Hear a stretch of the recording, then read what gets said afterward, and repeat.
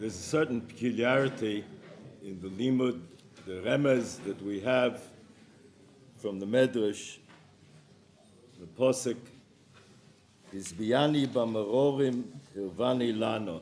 It's a remez to the Leil HaSeder. Leil HaSeder, the same night as the Leil HaSeder, is fixed. That will be the night of Tisha B'Av.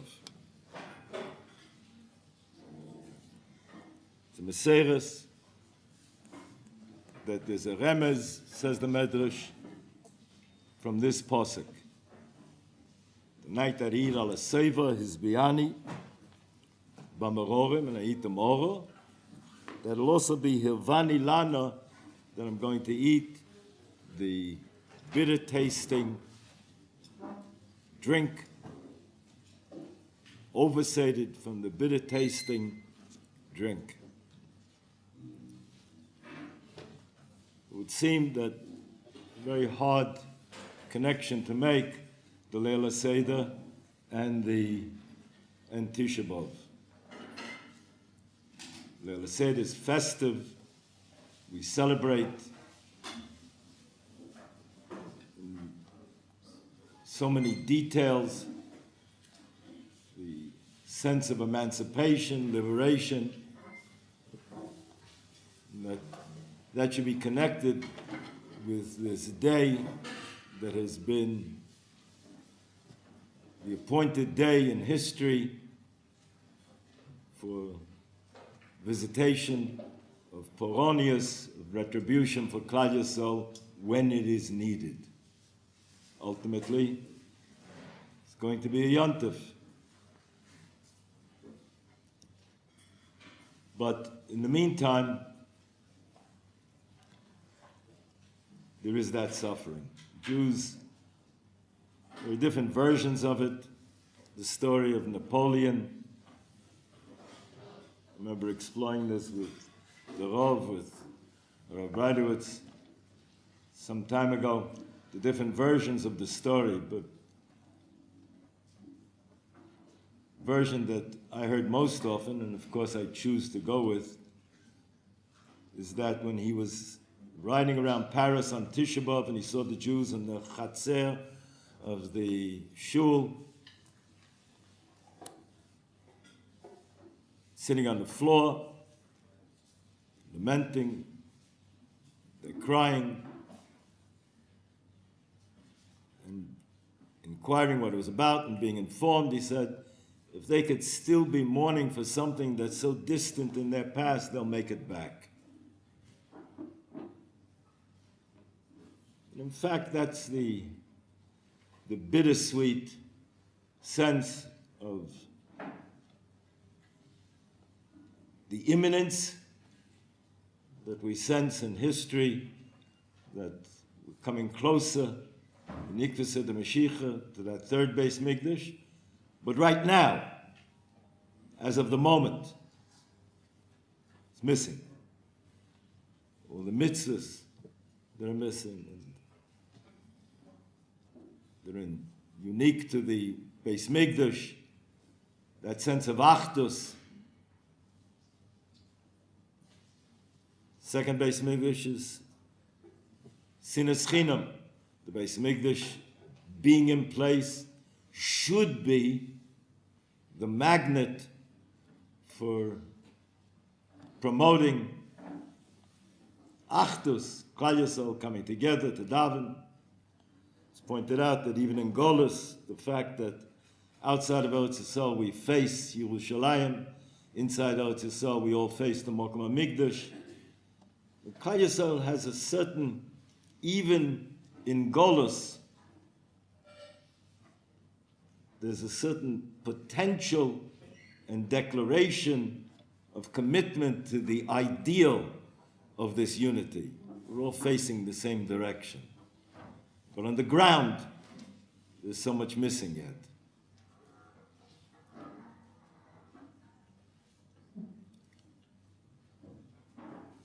Mabit that points out in the Beis Elokim that the Luchas, at least our rendition of the different shitas on how the luchos were lined up, the psukim, but according to the version that we have, in descending order, but one side, the Bein Odom L'Mokum, the other side, Bein Odom L'Chaverei. There are much less words in the Bein Odom L'Chaverei. And so they covered less space. And he posits, I'm assuming what he means, is that he posits that there had to be larger lettering. They had to cover the same amount of space as was covered by the Isis and the Bein Odom L'Mokum.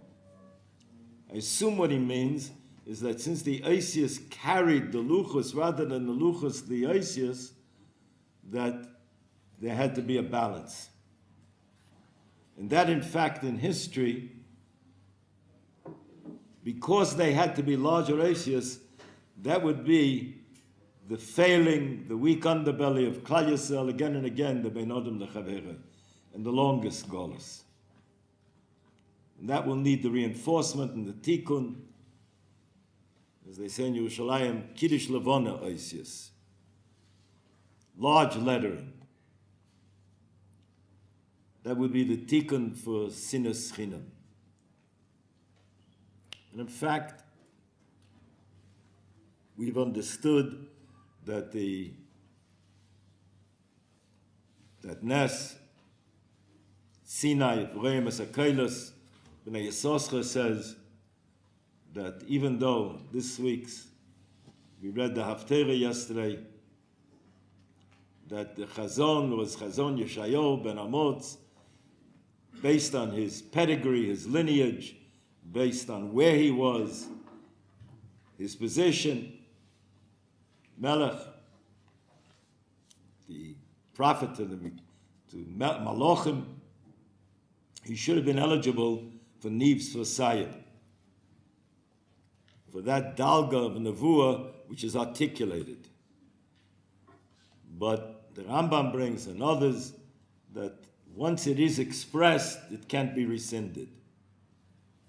And so, despite the fact that he should have been eligible for Niv's Vasayim, he was reduced to Chazon, which is a pictorial image, and there's room, there's margin, more margin to negotiate. There's more room for tshuva to intervene.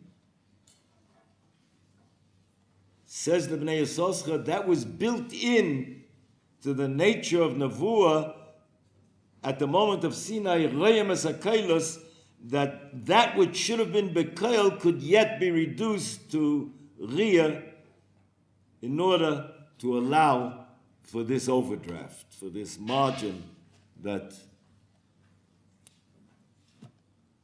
Klal Yisrael would sometimes need in history. Reim Esakeilos, we've understood at times to try. What can you expect of a Jew who hasn't been close enough to hear the Koil? There are many differences between Riyah and Shmiya, seeing and hearing. One prime difference is that Shmiya you have to be close to hear. Riyah I can see you from a distance. What can one yet expect of a Jew who didn't grow up in a home?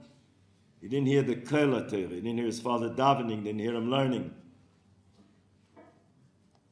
What we can yet expect is look at this tzibur and look at this tzibur. Look at this community and look at that community. You can see a certain quality of life, a certain integrity, the communal life, the family life. Of course we have our failings. But adarabah, gam et zeh ani achnis bekal v'chema. That proves we're human. And look how far we get in the chesed and the excellence that is yet achieved with the limitations, the baggage of our humanity. Carrying that cargo, we still beat the others to the finish line. And so we can expect that Remes Akelis then, another kind of, let's say, fallback position when somebody wasn't close enough to see, to hear, I'm sorry. And he can yet see.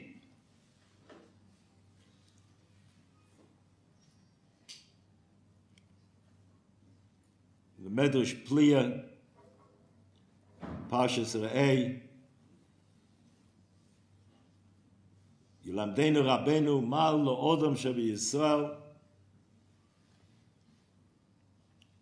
Lahafsik, to make hafsokas in the reading of the Teichacha. No, don't make hafsokas. Why? Because the Pasuk says, Re'eh Noichi Noisin Lefnechem V'Sabrocha V'Saklola Sabrocha Asher Tishma. Medrash Pliya.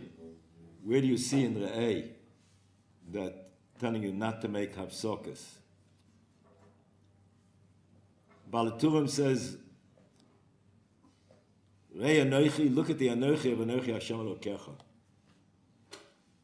Perhaps then it's an allusion to that condition, that state that prevailed of Reyemes HaKolos. Another difference between Ri and Shmi is sounds have to be heard sequentially. If you hear A and B together, you're hearing neither A nor B, you're hearing C, a new sound.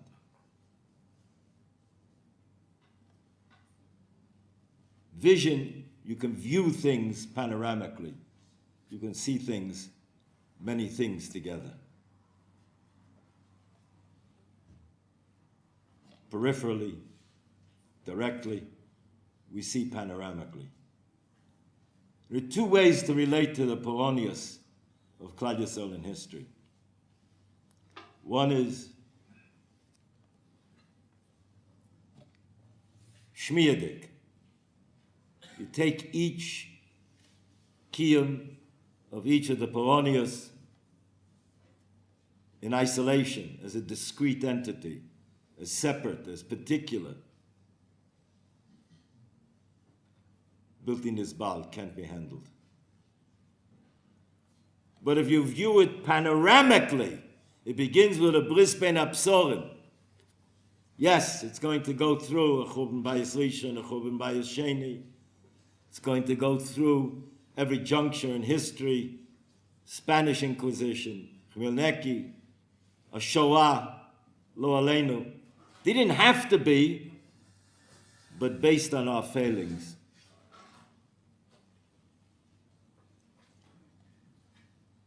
They are yet leading someplace. They're teleological. They're coming from someplace and they're going someplace. If you make hafsokas in the kriya of the Teichacha, you're not seeing it panoramically, you're relating to it shmiyadik. You're taking each event in isolation. But it does say Asher Tishmo, because you have to feel the pain of every Jew in history. It is my pain. But if you see it panoramically, you don't succumb to it. You see the bigger picture. It came from someplace and it's going someplace. That's not making hafsokas.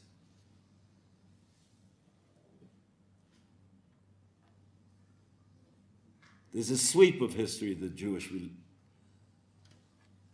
view. Yesterday is affecting my today, and my tomorrow is affecting my today. That's how I shape my vision of the present, by reaching to the past and stretching to the future. Dominant number in the Haggadah is 4. 4 represents the Imois, the matriarchal mode.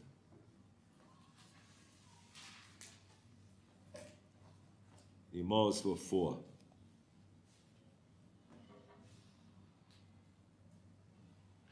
Shlomo Melech says, Shma b'nei Musa avicha, v'al titosh teras imecha.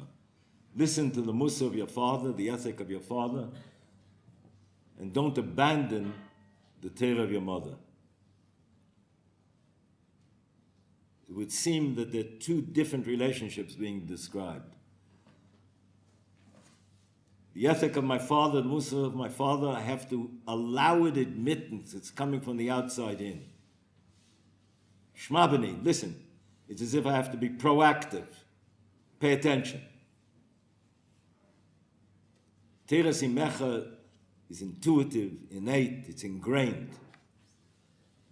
If I don't do a maisa to be oikerit, then it's there.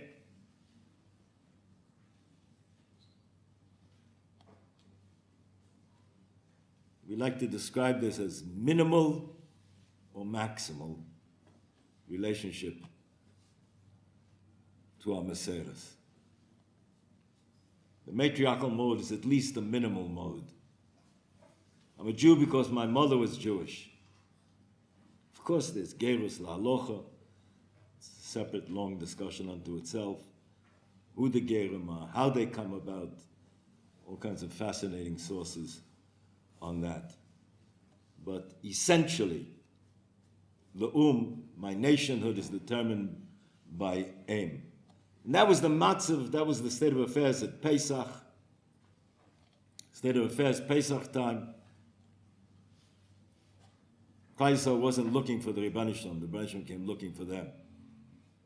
But they did have minimal Jewish identity. It was a Serusa de Le'ela, was the arousal from above. That's why that people coming out of Mitzrayim were not yet ready to receive Torah. That's going to take time.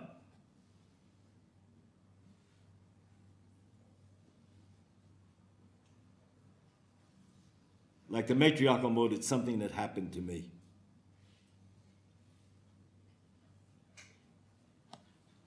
One of the fascinations of Pesach is probably statistically, it's the Yontif that lasts longest in Jewish life, even for secular Jews.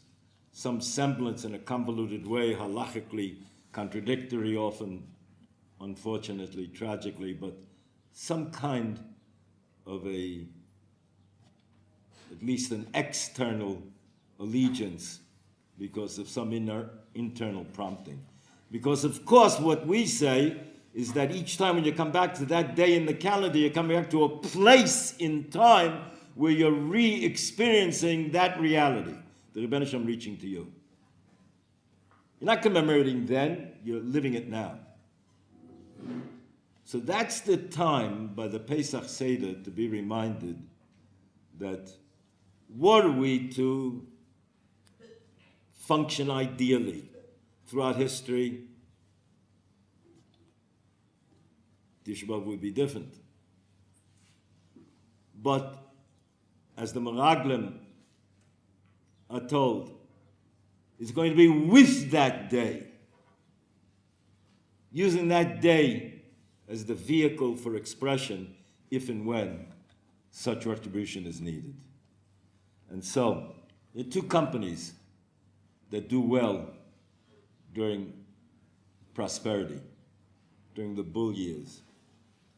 One company does fabulously well, but they have no strategy, no game plan for how to deal with recessions and surely not depressions.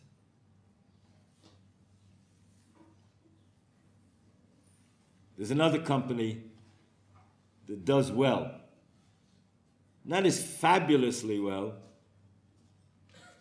during the prosperous years, but they have a game plan how to deal with recessions. Pesach night, we're being told, fix Tisha B'Av now. In case we're going to have to fall back on that Tisha B'Av, we're going to survive it. And we read in Eicha, V'hayinu ki yisaymim ein ov. We're like a Yosem without an ov, aber Mamad geblieben. The matriarchal mode, Jewish identity, some semblance of connection.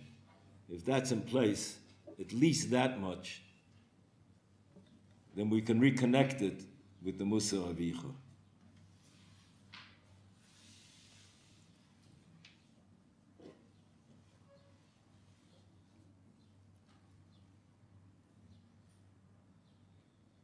remember once talking with Rav Shach Zatzal. It was just after some distant relative of his had come to Osameach and came with a group of Bochum to Ponevezh. And I told Rav Shach that the highest percentage of Balei Tshuva of any community in the Golos, in this recent awakening of the last 45, 50 years, the highest percentage of Balei Tshuva has been from South Africa. So his initial response to me was, was meinst this? It's Litvische Yidden. Of course, it's Lithuanian Jews.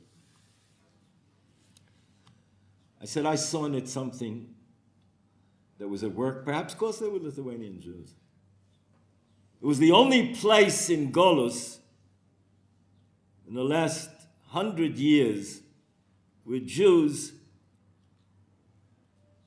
didn't want to imitate the host culture and become part of it. Especially during the years of apartheid,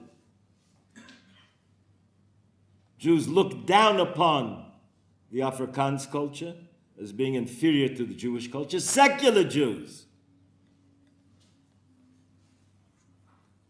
And they didn't see much being offered in the black culture for them either.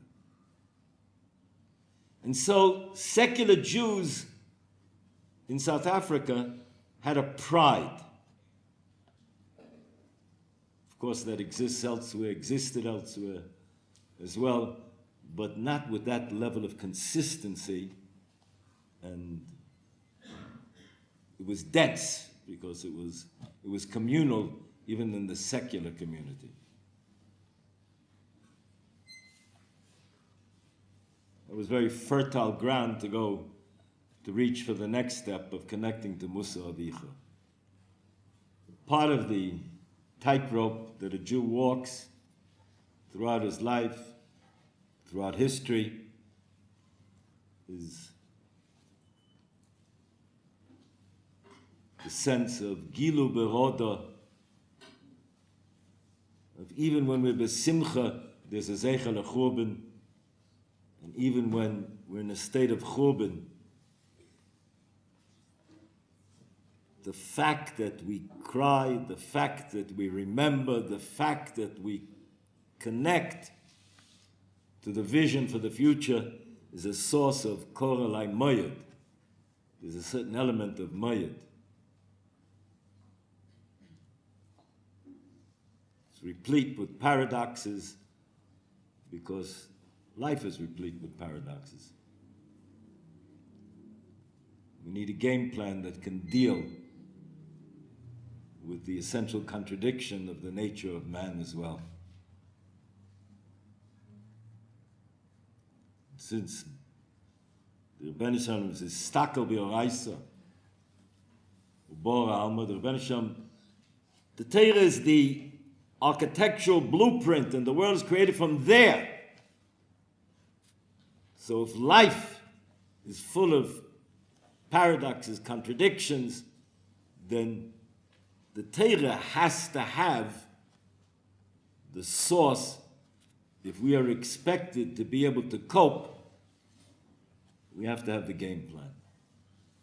Klal Yisrael, gifted through history to deal with these challenges. Nevi'im, Chachomim, Ruach HaKodesh, that kind of mediates between the two, partakes of each.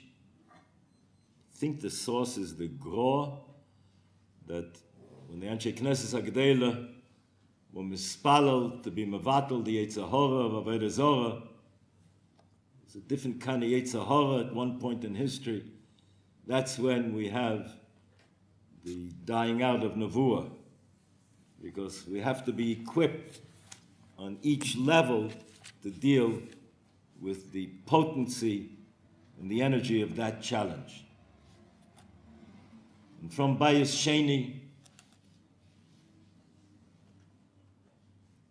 the proliferation of Torah Shebal Peh, in the growth of Torah Shebal Peh, that gives us the ability to react, to respond, to anticipate, to plan, to strategize. Continuing in the same perek, there's a sudden switch after his Biani B'Marorim, that allusion to the connection between Pesach and Tisha B'Av. Chasdei Hashem ki lo samnu, ki lo cholu rachamov, chadoshim labkom, rabba munasecha.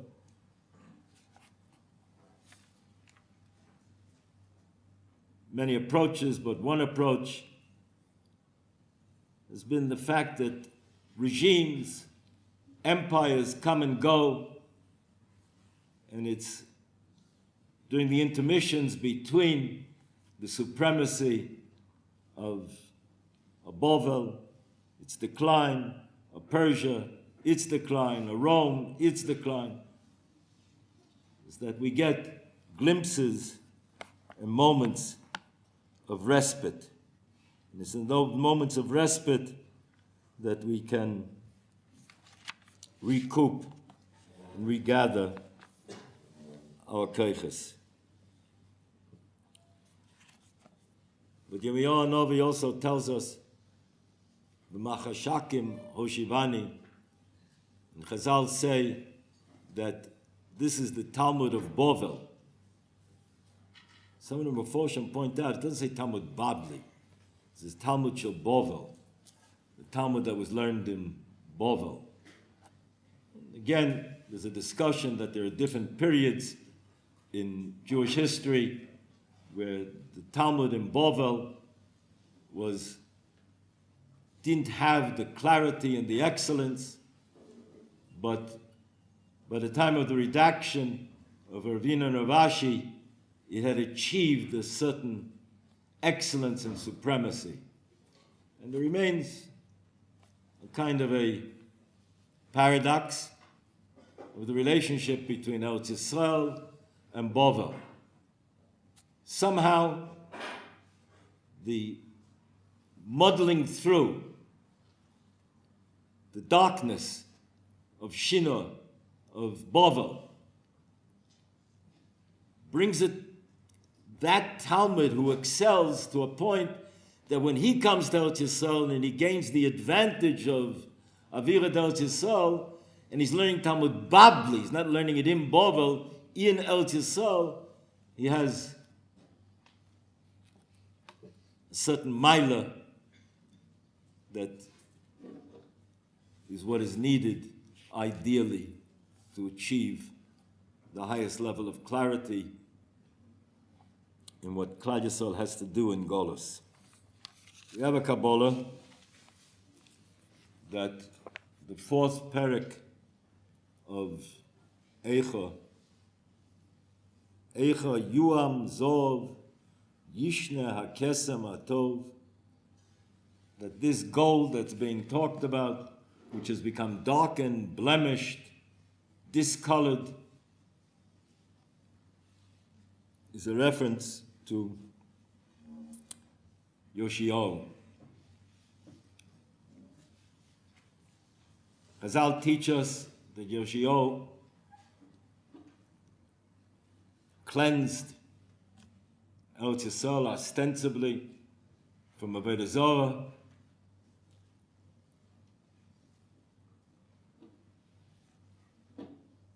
rebuilt the Beis Mikdash such that a Pesach, called Pesach, could be brought, gathering together Klal Yisrael.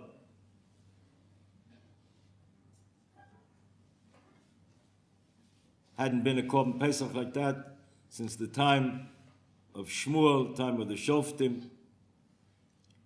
Chizkiyahu did have a Pesach, the Meforshim say, but he didn't succeed in pulling together. There was a lot of resistance, derision, and resentment. And this Pesach was unique, that Yoshiyahu created.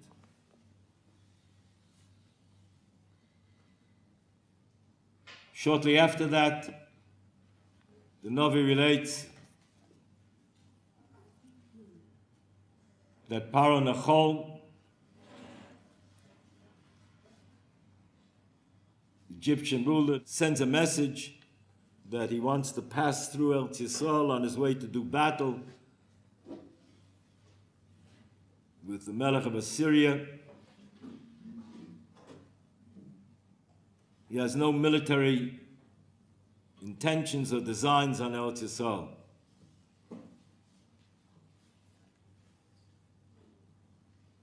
Yoshiyahu looks in the Chumash. Pasuk says that there won't even be squads, troops, battalions that are on their way to fight somebody else, won't even pass through Eretz Yisrael. And he's cleansed Eretz Yisrael from Avodah Zarah. It's a diuk he makes because it says there'll be shalom, so it says they won't even pass through. It must mean that even troops, an army that's bent on some other war. So he refuses.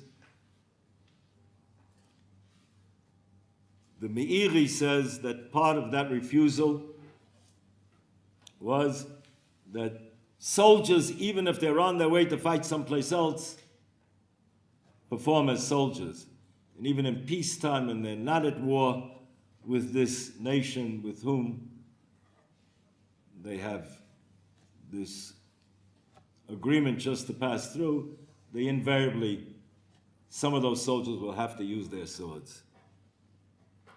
The Malbim says that Yoshiyahu was cheshish, that he could degenerate.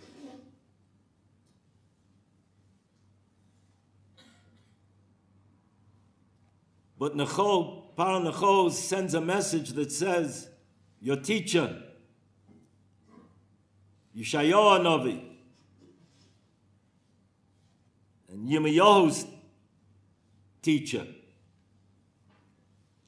Yeshayahu Navi,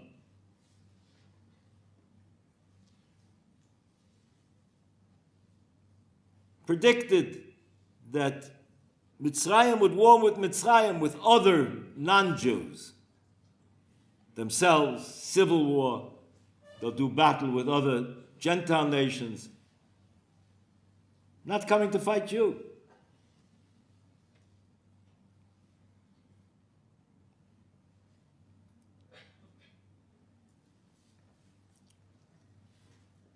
Yoshiyahu responds by saying, Yeshayahu's Rabbi, Moshe Rabbeinu, and he quotes the pasuk that in time of peace, when there's been a cleansing of Avodah Zarah from Eretz Yisrael, even troops that are not bent on war will not pass through. Chazal teach us that Yoshiyahu, Gemara asks, why was he guilty? Because we see from what developed that he was killed, he was found guilty of the wrong decision.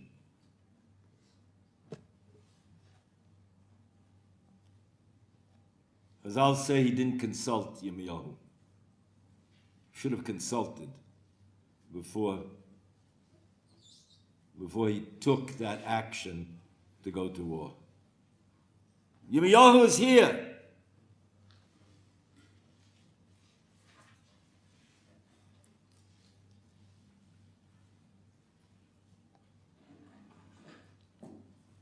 Others asked why he didn't consult the Urim V'Tumim.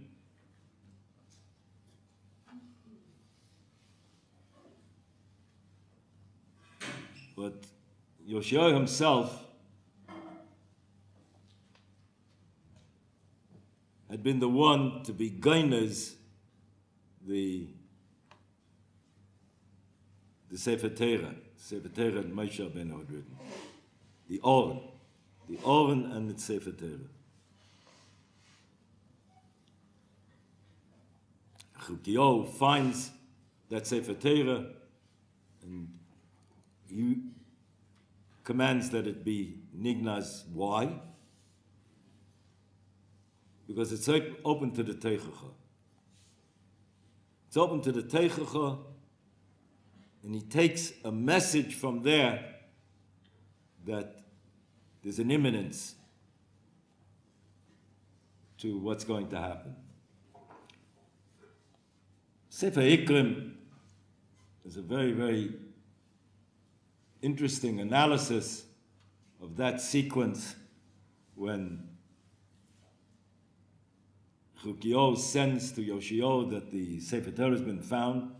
There are those awful Apumayu who want to say that was when they first found out about Torah.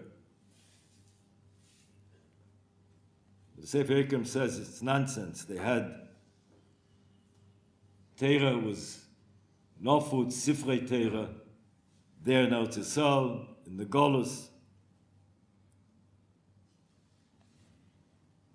And it talks about Hat Torah, the Sefer Hat Torah, that the particular Torah that Moshe Rabbeinu had written. And he explains that Yoshio had been preceded by Ammon, Menashe, and they had erased the Shem Hashem from Sifrei Torah and substituted Shemus of Avodah Zarah. So there were Kohanim that didn't want that to happen to this prime Sefer Torah, the original Sefer Torah that Moshe Rabbeinu had written. So they hid it. They hid it somewhere within the Beis Mikdash. And that's the Sefer Torah that Chukio found. So why did the Teres begodim? He knew this pasuk, the Mashor asks. He knew the pasuk. And he quotes earliest form, the Mashor. And he says, yeah, but it should have been closed. They were guided when the Sefer Torah was placed where it should be placed. But now it was open to the Teichacha. There's some hashkocha here that's communicating a message.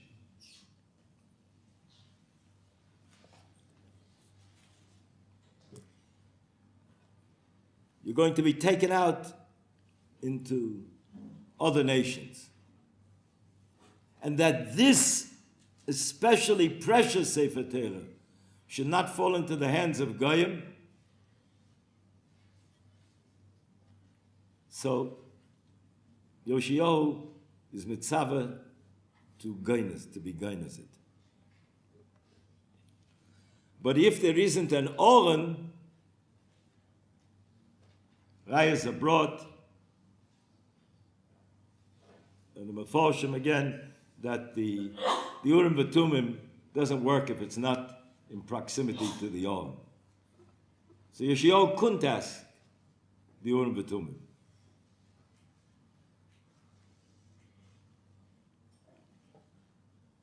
It's interesting that over there he sends for Chulda HaNeviah to help interpret the message of the Sefer Torah being open to the Teichacha.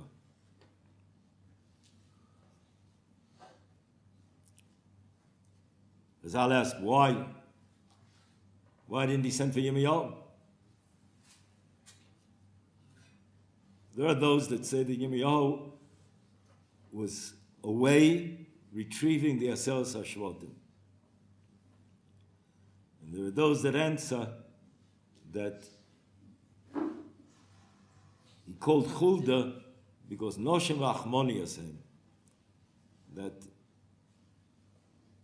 even though the Nevuah is an objective reality and the message is a reality, somehow the Novi or Neviah is a kli that shapes the presentation of it, interpretation of it.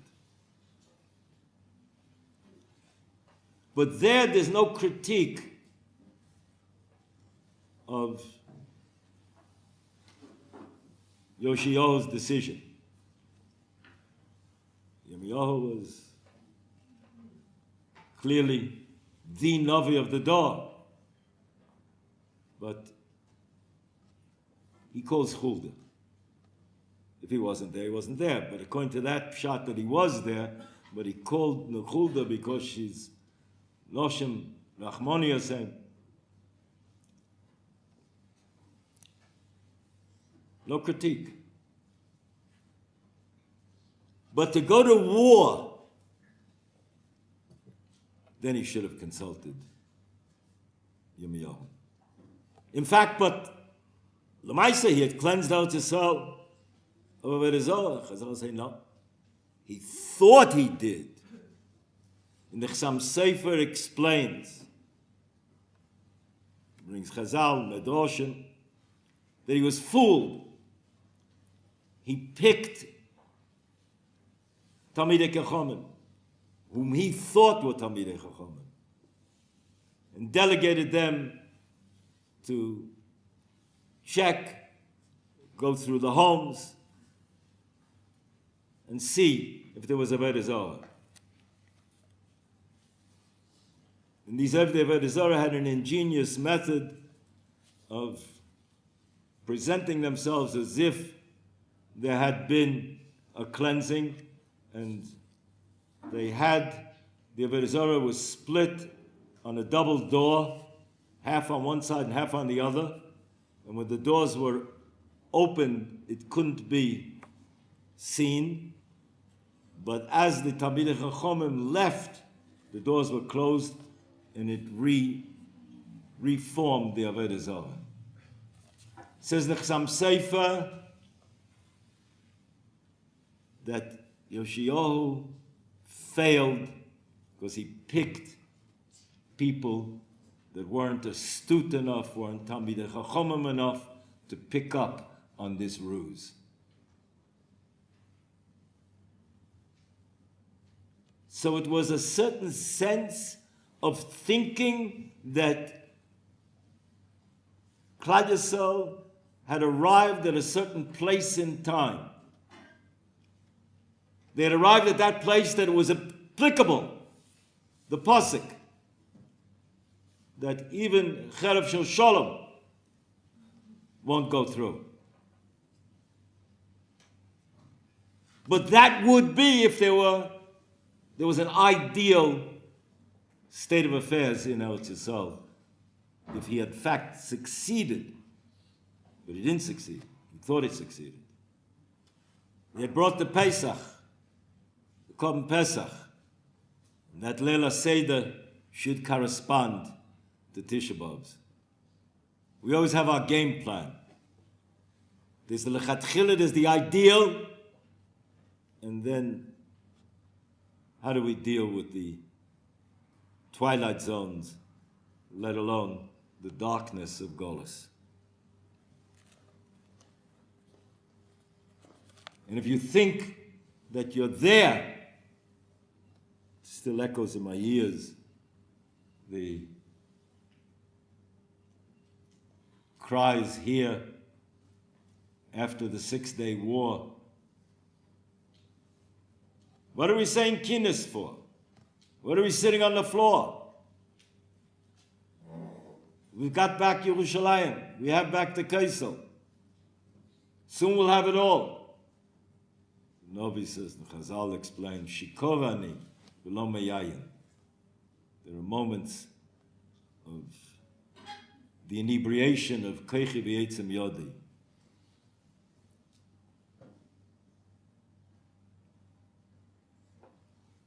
After the Yom Kippur War, there wasn't talk like that.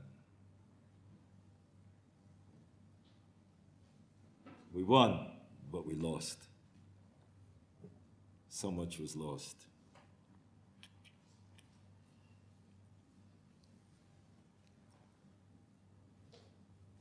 Books are still being written.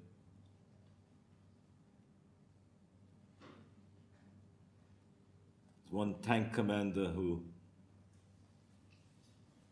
in a handful of tanks, they were confronting hundreds of Syrian tanks that were attacking them on the Golan.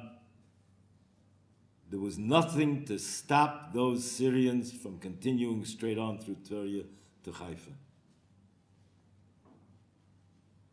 They were so ill-prepared. And suddenly, they stopped the Syrians. Later, it turned out that they were convinced there must be an ambush. Can't be just a handful of tanks to meet 700-900 tanks. Can't be. They know where we are now. But given communications the way they were then, the Syrians contacted their base. That base contacted Moscow for intelligence analysis. It took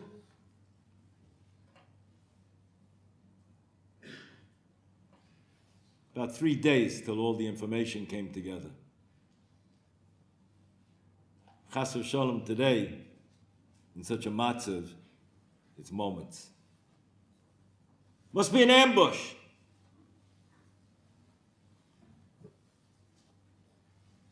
Yad Hashem.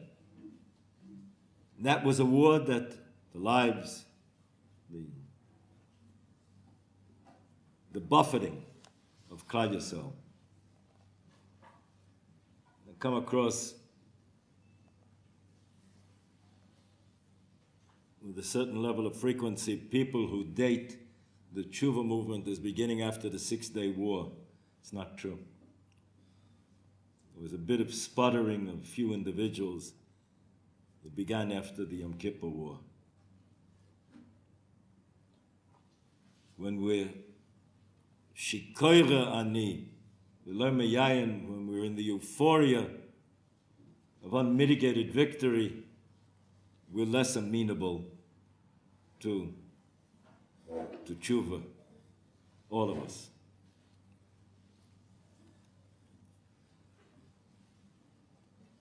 The kick in the gut, the national gut, Yom Kippur, made us all more open. And that's when there were real changes. Obviously, not across the board, far from enough. After all is said, and so much left still undone. But something began to move. And so Yoshiol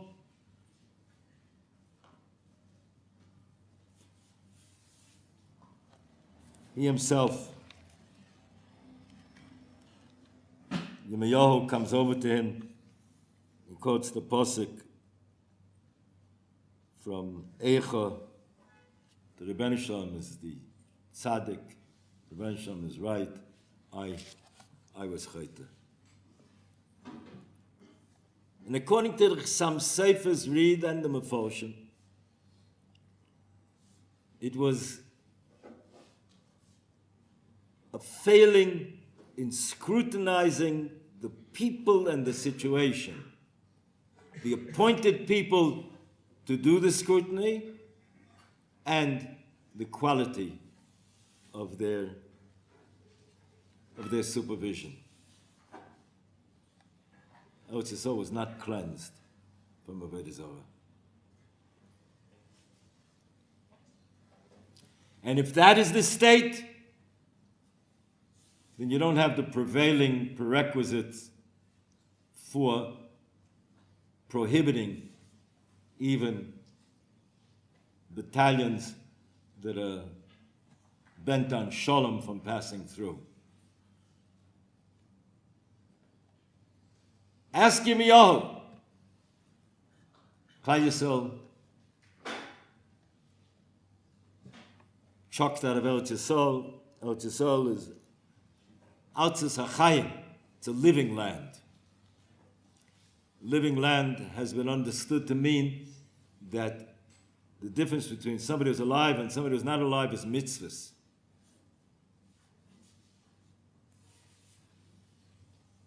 That's why we have a din of loyeg l'rosh. You don't perform overt mitzvahs in the presence of the nifta. Eretz Yisrael is a living land because it has mitzvahs. The difference between life and death is mitzvahs. That I can act. Mitzvah is from Loshen Savta, to connect, to bond. I bond with the source of my creation and of all creation by fulfilling His rotzon, His will in the Bria. We're bitzavta through His tzivui, engaging me to fulfill His rotzon in the Bria. This living land, as an allergy and intolerance to Avodah Zarah. And it chucks out, it regurgitates those who live with Avodah Zarah in Eretz Yisrael.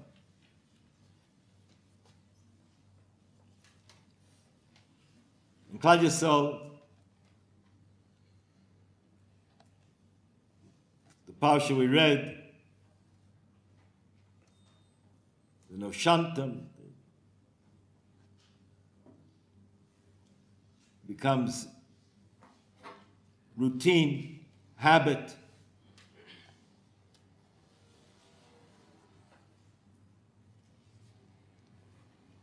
Prosperity and peace are an nisayon to maintain heightened consciousness.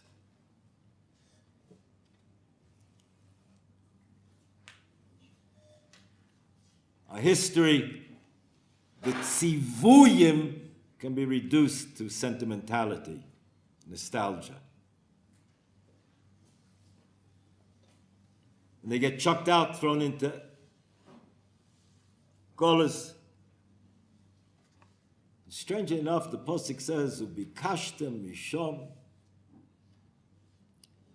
es Hashem Elokechu motzoso ki sidushenu b'chol avodecha." What happened? What changed? So the next pasuk does say b'tzar l'cho. You're in pain, suffering. But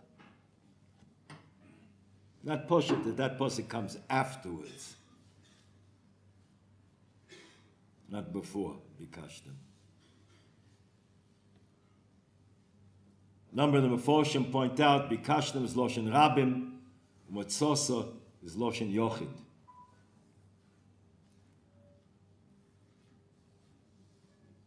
The Sivas says that many are going to search, but only Yechidim will find.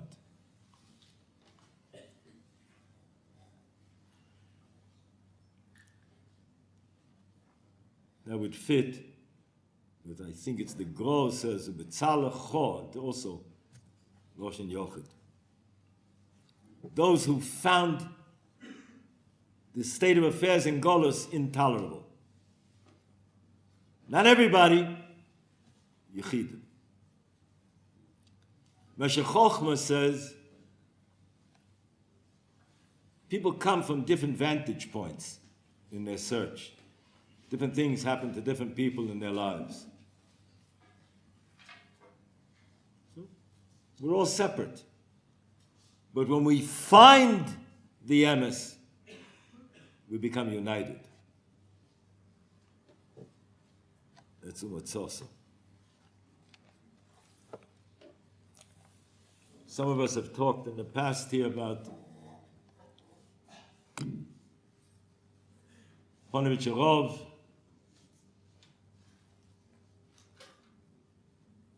cites medrash that appears in a number of places that catalogs major famines in history.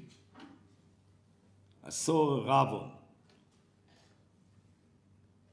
the Klol on Odom Arishon B'zeh Saper V'Tech is included, by Avram, by Yitzchak, Boaz, But included in that is the Novi saying, Amos, Vishlachti rov la'oretz, rov lo lelechem v'tzomei lo lemayim l'shmoyes dvar Hashem. One of Rabbi asked, how can you lump that together with the other famines that are exclusively negative? Now it does say here, the next pasuk, Vayishotetu ba'oretz v'lo yimtzu. They'll drift in the land and they won't find. But the Ponevezher says something else. And the truth is, even if they won't find, the Yetzem search would seem to be a positive thing. Ponevezher said, if anybody, lo aleinu, has ever been exposed to a famine, he sees people picking through the trash, rummaging through the peels and rinds, and chewing on them as if they were providing nourishment. Eating the klippos. He said, in Ikvase de Meshicha, the identifying hallmark will be people will chew on the klippos of Ruchnius as if it's providing spiritual sustenance. And that's a klola. If there's anything that seems to identify our door,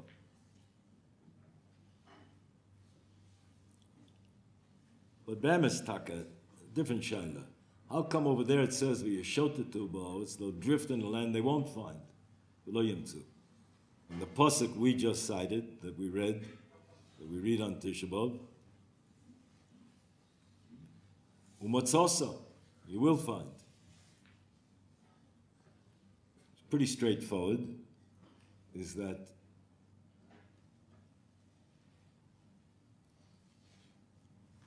u'motzosa, there's a t'nai, somoch v'nireh, ki siddur shena b'chol avodecha.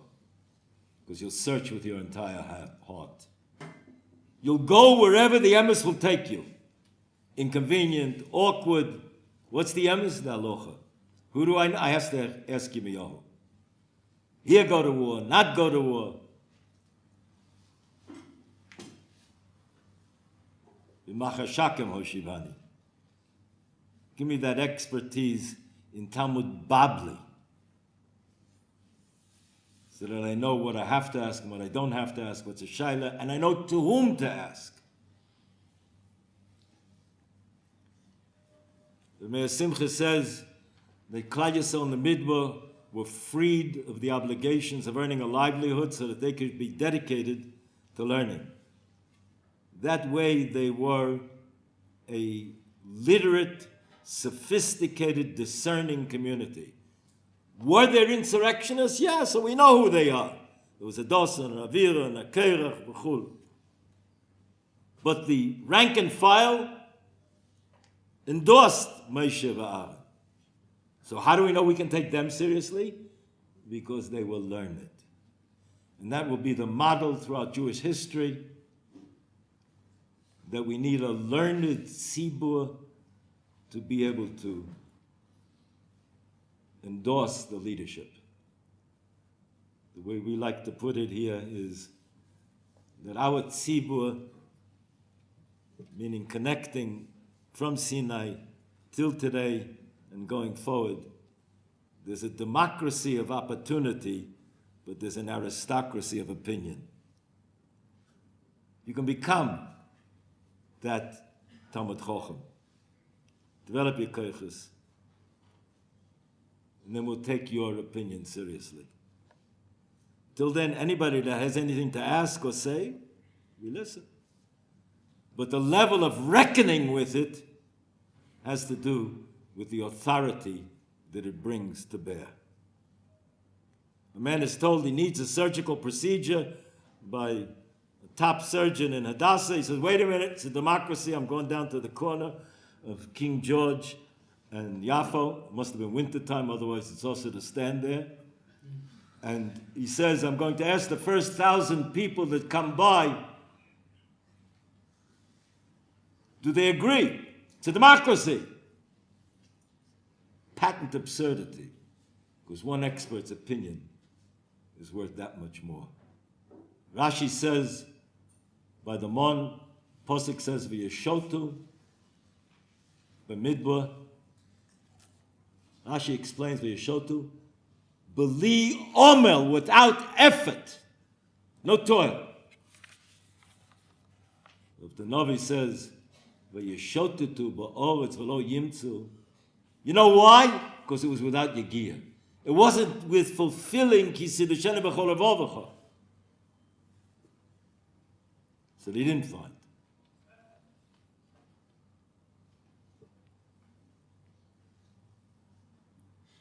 We like to call it spiritual window shopping. Not holding by buying. Just want to take a look at what's being offered. That's not Kisidushenu b'chol avovacha. That's V'yeshotetu ba'oretz. Perhaps we might add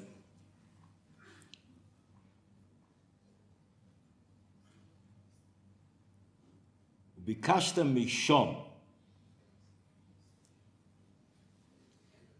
Mishom Gematria is Mitzrayim. What did we say earlier? We fixed Tisha B'Av, the Seder night. What was the matzav then? The matzav then was Isarusi Dereila, the Rebbeinu Shalom reached to us. We weren't reaching to the Rebbeinu Shalom. We're guaranteed Be'ita Achishena. Either it's going to happen in its time, or Achishena, we can make it happen earlier. Machlekes, Chazal, Rabbi Yeshua, Rabbi Eliezer, the ultimate gula is going to be Nisan or Tishrei. There was a semi-gula, a gula of sorts, leading to Ezra, Nehemiah, leading to Bayis Sheni.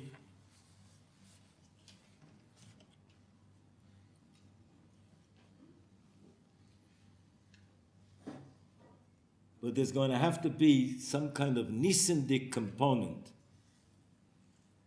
Nisandik component of Isarusa Delayla. In fact, the third base Midrash can come down in the Shemayim. And so, after the 6-day war, there were Yidden that sat like us on Tisha B'Av and understood how far we are from where we have to be. And there were Yidden that mocked and said, what do we need kinnis for? We have it all back.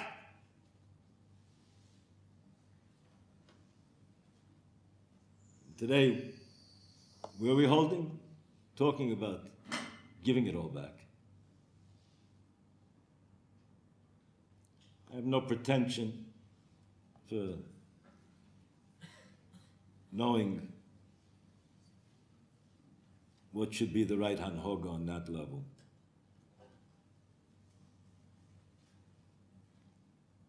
Our Mesilas is that the siyata deshmaya la suke shmaitza libe de hilchos is when you have the achrayas.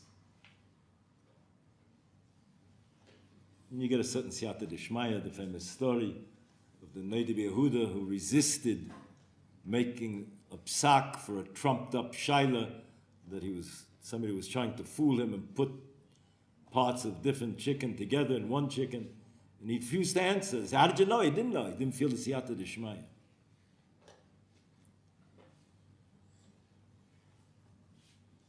My siyata deshmaya has to be in having the siyata deshmaya to rely upon those who I see have the siyata deshmaya to be manik the door. We need siyata deshmaya for that. But we have to make the effort, the yagiyah. We have to invest the time for developing our faculties, our kishrenes, to be mechaber guf and neshama, to get us to a point that we can make intelligent decisions upon whom to rely. Discerning decisions. To reach that level of sophistication.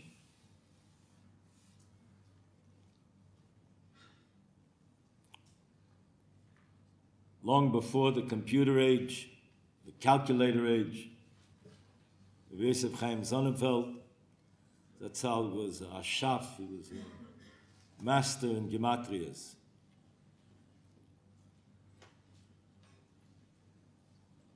Zion b'mishpat tepoda, v'shover b'tzedakah. Zion b'mishpat tepoda is Talmud Yerushalmi in gematria. V'shover b'tzedakah is Talmud Bavli.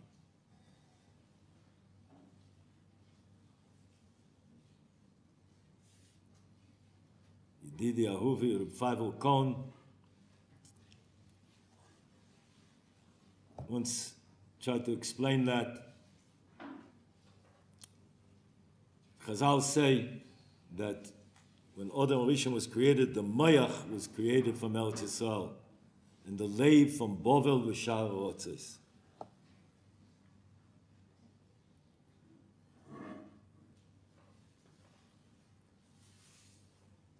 Talmud Babli, when somebody holds somebody's shita, it says Alibe. In Yerushalmi it says Adaite.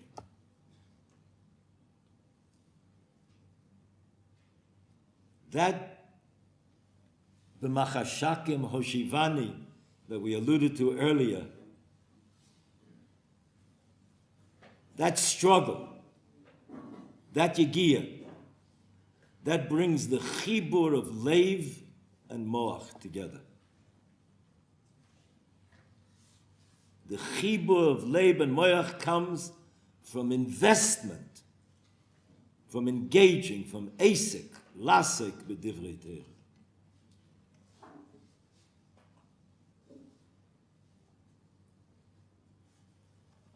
And therefore, I have to know. You're a melech, but you have to know when to ask Yirmiyahu. You have to choose people to investigate whether the Avodah Zarah has been removed from the home. Choose people that are competent. Kabdeo v'chashdeo. You need people that are qualified. People that have the acuity to do what has to be done. Chassam Sefer says that's why it failed. Such were not the people that were chosen.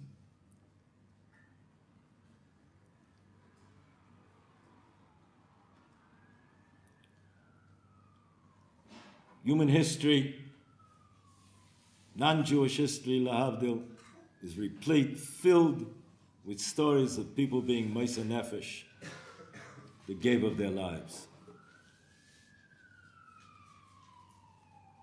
And, of course, people that didn't. What's different about us? Is there something different about our Mesiras Nefesh? People have been Meiser Nefesh for nonsense, for shtus, and for lies. What's different about our Mesiras Nefesh? Chazal teach us that there were Abba Meos, there were 400 boys and girls being taken to Rome for sexual exploitation, and they suddenly sensed what it was all about. And the little girls asked the eldest of the boys, that's the way it's reported in the Gemara, in Nizokan and Gittin. Reb Tzadok says that these stories are in Nizokan because this was the nezek that impacted Klal Yisrael in the Gerush and the Gittin from HaKadosh Baruch Hu, that removal from the proximity to the Shechina. And the girls asked the eldest of the boys, because he was the Meir di Asra, He was what was there. That was the resource. If they jump into the Yam and commit suicide, will they yet their neshamas be retrieved? And the darshans a posik, and they say yes, and they jump. And the boys make a kabachayma madach. They were being taken for exploitation, but not for perversion. Allah has come and become us, and they do likewise. What's special in this story is that a question was asked. We're trying to determine, what does the Ribono Shel Olam want of me? I'm not responding viscerally from the gut with my emotions. I'm trying to find out how do I know what the Ribono Shel Olam wants of me? Ask a Talmud Chacham. Ask the Novi. Ask the eldest if he's who is available.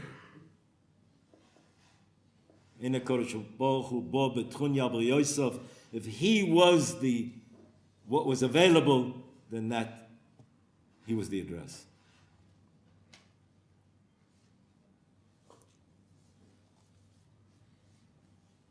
We didn't put on tefillin this morning.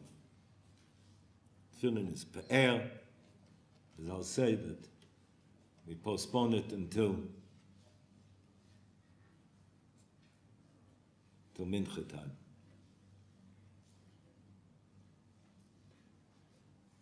We have shalos and tshuvas.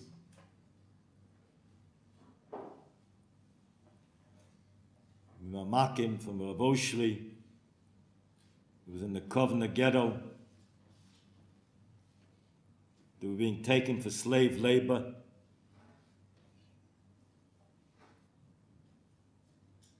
They had hidden one pair of tefillin that they passed around.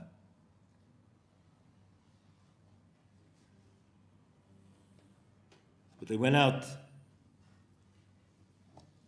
by the crack of dawn, didn't get back till after Shkia. So they asked him a shaila.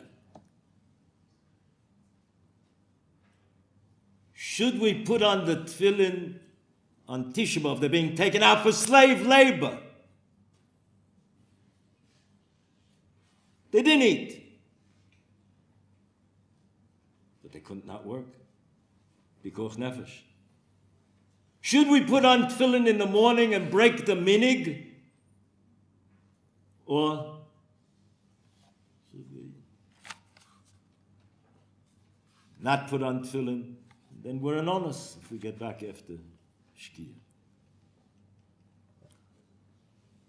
These tshuvas were found after the war. They'd been buried.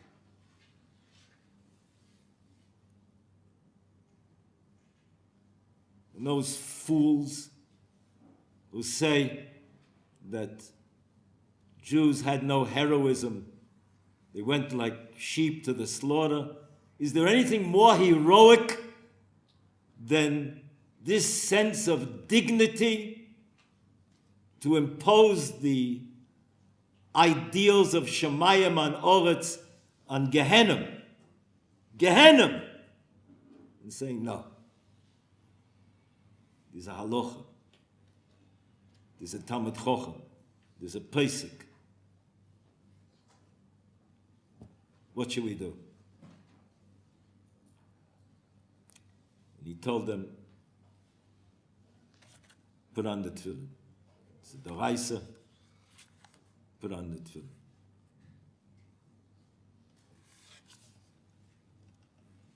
That one pair of tefillin that they passed around from Jew to Jew.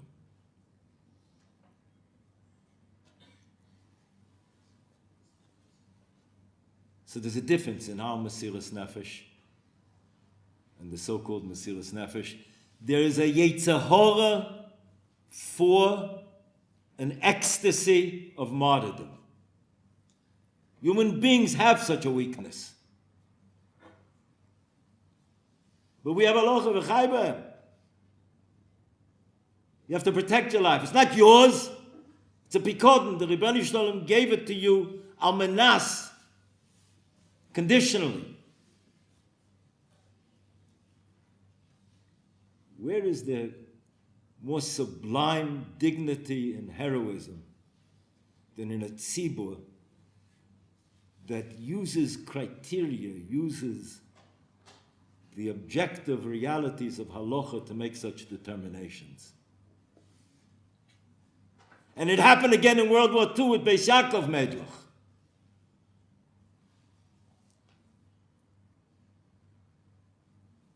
But it never happens in a blind burst of emotionalism. It happens emotionally. V'yodata hayom v'ashivos el levavecha. But don't skip the step of v'yodata hayom. So Chaim Shmulevitz talked about the Gemara and Isha v'sheva baneh, whether it was Chana, it wasn't Chana. I think there are days. But one after another, they're asked to bow to the Avodah Zarah. The Mashal is already medayek that each one brings a separate pasuk and refuses. The last of the little boys, the Kesa says, I'm going to throw something down, make it look as if you're bowing down, at least I won't have to kill you. He says, no. If you're so makbid on your covered, then what does the Melech Malchei Amlochim have the right to be makbid on his covered? And the mother asks to kiss the little boy before he's taken a Mesiras Nefesh. And she says, take a message to Avram Avinu that he was makl of one korban, I was makl of 7. And Chaim Shmulevitz, such a tzaddikus, is not looking for one-upmanship. What she's telling is send a message to Avram that he was matzliach. If a simple Jewess like me is capable of such Mesiras Nefesh, then it was because you implanted that into Klal Yisrael, and it's genetically in our neshamas, and therefore at any juncture in history. And so,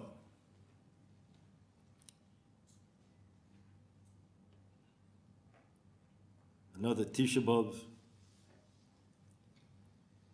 by Yisrishan, by Yesheni, the Inquisition.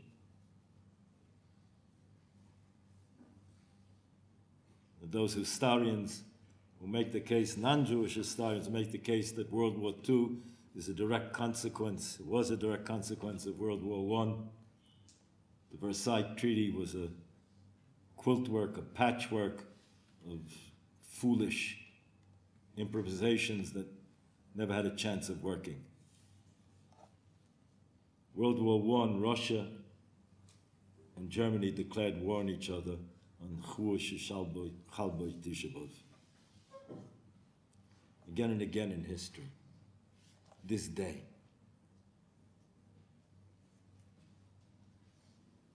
But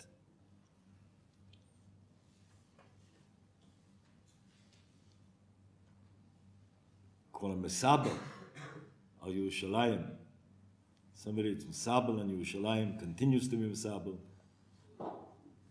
Chazal says, Zeicha v'roya b'simchosa sees, is privileged to see ha-simcha. It's rendered in the present tense, and it was Chaim Volozhiner that pointed out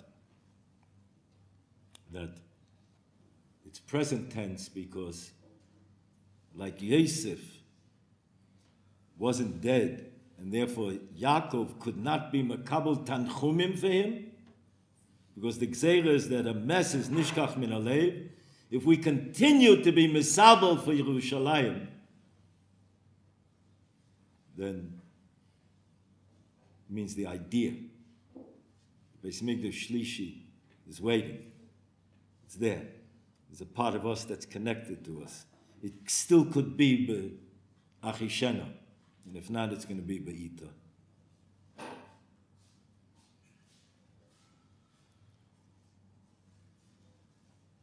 Vanisham should Snedi Safalta collected my wanderings, my meanderings, and my demois, put them in your canteen.